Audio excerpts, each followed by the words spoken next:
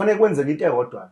Either la nenza uyahamba uthola imali uyamakhela ngoba angicabangi ukuthi kudingeka imali mhlambe ukuthi uzokwakha ubig house ngesivumelane engizizwile usisho ukuthi kwakuzophuma noma u2 room. Yebo. Yes, kodwa akenzanga lutho, akakwenzanga konke lokho. Akwenzakalanga. Sizokwenza njani ke we Mr? Okay. Sizoyenza kanjena ke mfethu. Ikhona imoto la ngaphandle. Kade ikhona futhi bengithi yiphi imoto le ephatshwa namasondo?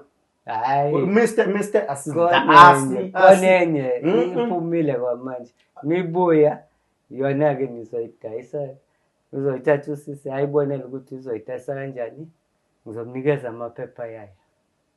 Wamholela kodwa? Bengimholela. Kwase kuba nalengxene behleze uyibamba ukuthi uzoma. Angithembi yasi.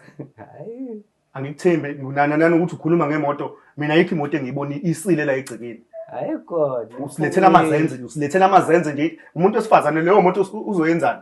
Oyidayisa yena phela. Abone ukuthi uzoyenzani ngemali yakhe. Yindaba ungayidayisa uma solento